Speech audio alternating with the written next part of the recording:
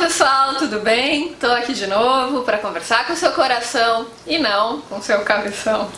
Se você sente afinidade com a minha energia, então esse vídeo é para você.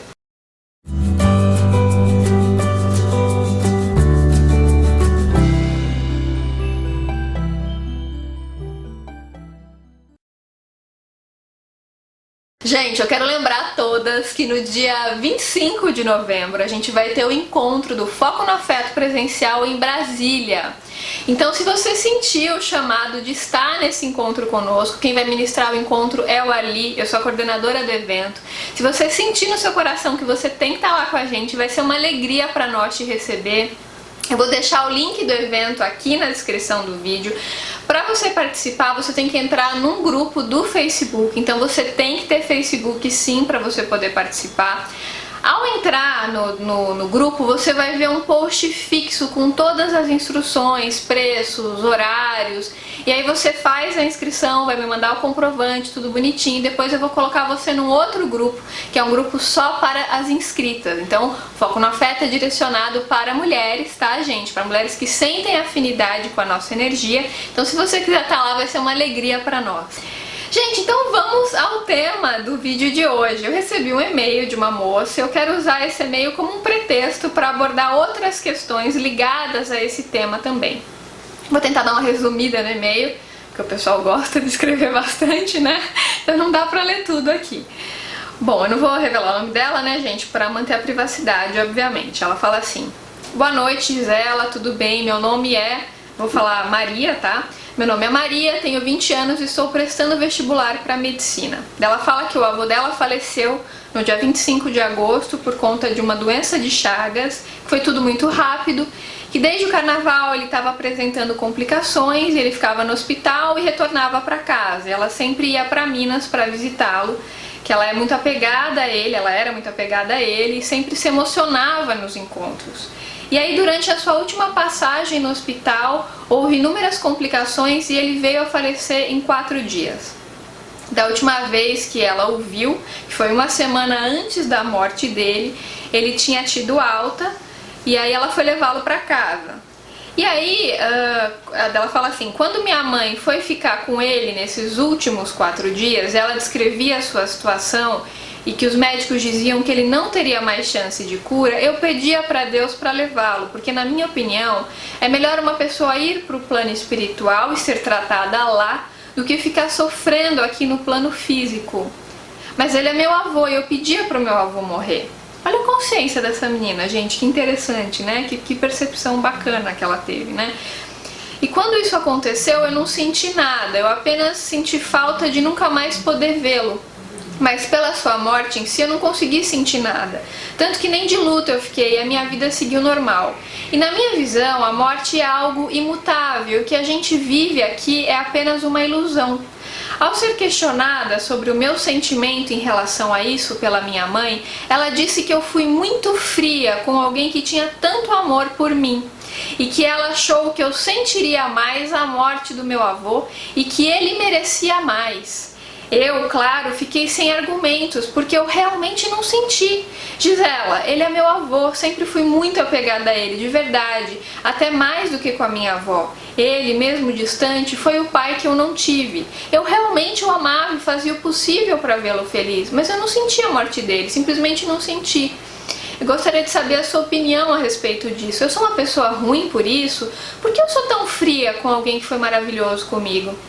Como eu vou ser médica e lidar com doença e morte de outrem achando isso normal? Eu nem fui capaz de sentir nem do meu avô, eu vou ser um monstro. E isso não pode acontecer, eu quero a sua ajuda se possível. Gente, o que eu vou falar aqui para essa moça, que eu vou chamar de Maria, é muito baseado na minha intuição. É claro que cada caso é um caso, eu não estou dizendo que tem que ser sempre assim. O que eu senti do texto dela é que essa menina tem uma consciência diferente das coisas, né? Uma consciência diferente da morte. Aqui no Ocidente, a gente tem por padrão, né, esse condicionamento de, ao pensar na morte, pensar sempre numa coisa muito trágica, muito terrível, numa perda muito dura. A gente sempre tende a ver com esses olhos de pesar. Se você vai, né, para o Oriente, tem várias religiões e várias filosofias orientais que entendem a morte mesmo como uma passagem. O próprio Espiritismo também aqui no Ocidente tem essa visão, que é uma passagem. Até conversando com um mentor amigo uma vez, ele disse que a morte é como se fosse a passagem da água para diversos estados diferentes, para um estado diferente. Então a água está no estado líquido, depois ela passa para o gasoso, vamos dizer assim. Então ela não deixou de existir, ela só mudou de estado. Então a pessoa muda de dimensão, né? Só que existem algumas pessoas que ainda têm uma visão que é uma visão mais dramática, então entendem que a morte é um processo assim muito terrível e às vezes fazem um escândalo, entendem que nunca mais vão ver aquela pessoa. Eu não acredito nisso, eu acho que a gente reencontra os nossos entes queridos em outros planos, porque eu tenho uma visão espiritualista. Pelo que me parece, é a visão dessa menina também. Ela tem uma visão espiritualista, uma consciência de que ela tem a consciência de que a consciência não depende do corpo para existir, que a consciência vive em outros planos, independente do corpo físico. Então a maneira como ela reagiu, como ela lidou com a morte do avô foi algo mais sereno. É claro que tem pessoas que diante da morte de um ente querido ficam meio catatônicas e ficam meio anestesiadas. Depois de alguns meses ou até anos é que a pessoa vai sentir o luto. Pode até ser o caso, não sentir que seja uma negação no caso dela, porque eu acho que o luto tem que ser vivido, né, dentro do possível. Mas pelo que me parece, essa menina tem uma compreensão diferente da realidade.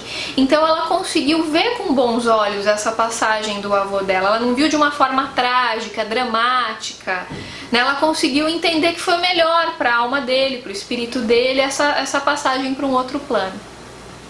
E a mãe dela, por ter outra consciência, outra percepção da realidade, outro nível de consciência, cobrou dela um comportamento que a mãe esperava que seria o ideal para uma pessoa que ama. Eu vou usar esse meio como pretexto também para falar de outras coisas que a gente projeta nos outros. Muitas vezes a gente se projeta tanto nos outros que a gente não tem muita empatia para perceber a visão daquela pessoa diante de uma situação, né? Então às vezes a gente pensa assim, se eu amo alguém e essa pessoa morre, ou essa pessoa sofre um acidente, ou acontece tal coisa com essa pessoa, então eu vou fazer isso, isso e aquilo, eu vou sentir isso, isso e aquilo, porque isso prova que eu amo essa pessoa. Então tem gente que entende que o sentimento é algo que você pode racionalizar, como se ele fosse algo protocolar, que você tem que colocar numa caixinha. Então se eu amo, eu sinto isso. Se fulano morreu e eu não fiz um escândalo, nossa, não achei que minha vida ia acabar, então eu não amo ele. Peraí, então isso é uma projeção sua, porque se você sente isso, os outros não são obrigados a lidar com aquela situação da mesma maneira que você. Essa mãe dela, ao atribuir frieza à atitude da filha, a meu ver, é uma atitude muito mais projetiva da mãe do que uma realidade, porque essa menina tem uma outra consciência das coisas, ela tem uma outra percepção, uma outra compreensão da morte. Para ela, a morte não é um drama, não é o fim de tudo, é o começo de uma nova vida, numa nova dimensão. Então ela não sente que perdeu o avô, talvez perdeu o corpo físico, mas a consciência dele continua existindo. Talvez por ter essa percepção, ela não sofreu o mesmo que a mãe sofreu, por a mãe ter outra consciência, outra percepção, outras crenças. Quando a mãe cobra dela um comportamento dizendo que esse comportamento é o que expressa amor, isso é projeção. A mãe não está tendo empatia nenhuma pela questão da filha, pelo nível de consciência da filha. Ela está querendo dizer assim, se você ama, você tem que se descabelar. Você tem que fazer um escândalo. E, gente, a gente nunca sabe o que a gente vai sentir numa situação até a gente viver, até aquela situação ser a nossa verdade. Vou contar uma experiência pessoal para vocês. Eu me lembro quando meus avós faleceram, eles faleceram bem próximo.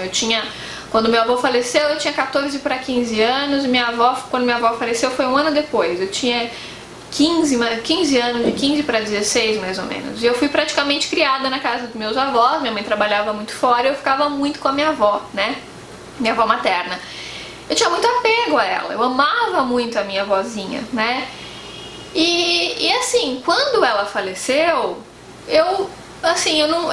claro que eu sentia a morte dela, mas não foi um drama pra mim, veio um sentimento de serenidade, sabe? Aquele sentimento de que, poxa, ela cumpriu o que ela tinha que cumprir. Não foi uma negação de um luto, porque tem gente que fica assim tão sem saber como lidar que a pessoa trava o sentimento e ela nega. Não foi uma negação no meu caso, eu não neguei nada, né? Quando eu precisei chorar, eu chorei, tudo bem, mas eu não fiz um drama, não foi um escarcéu, um escândalo, foi uma coisa assim, eu entendi que aquilo tinha que ser assim, sabe? E eu falei, poxa, eu até rezei pelo espírito dela e tal. Mas assim, eu entendi o processo. No fundo eu sabia que estava tudo certo como estava. Então tinha uma serenidade, uma compreensão naquele momento.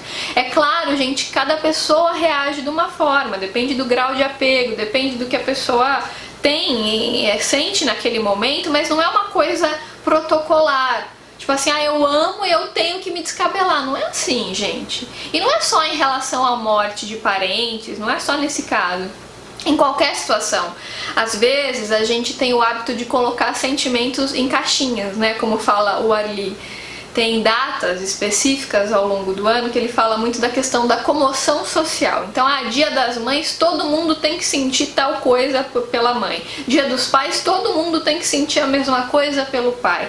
Então é aquele sentimento engessado, que não é um sentimento genuíno, espontâneo, é uma coisa racional, que vem de fora para dentro, é uma coisa imposta e vira uma comoção social. E se você não sente aquilo que está todo mundo sentindo, você fica culpado, porque te falaram que o certo é isso. Se você não se conhece, se você está desconectado da sua essência, vem alguém de fora e fala que o certo é você sentir isso ou aquilo, você acha que a pessoa tem razão. Fala, nossa, meu Deus, será que eu sou um monstro? Porque eu não tô sentindo isso. Tá todo mundo se descabelando e eu não tô. Gente, eu lembro muito do Osho, que ele fala que a gente desperta na solitude, a multidão é cega. Quando a gente está no meio da multidão, a gente não sabe quem a gente é. Para a gente saber quem a gente é e se conectar com a nossa essência, a gente tem que se desconectar da multidão. Sair da comoção social. Quando tem todo mundo fazendo drama em relação a alguma coisa, tem alguma coisa errada aí. Entendeu? Tem alguma coisa errada. É o momento de você parar tudo e olhar pra dentro. Então essa história de, tem que sentir porque tá todo mundo sentindo, isso daí é uma forma do social tentar engessar os seus sentimentos, padronizar, não deixar você ser único.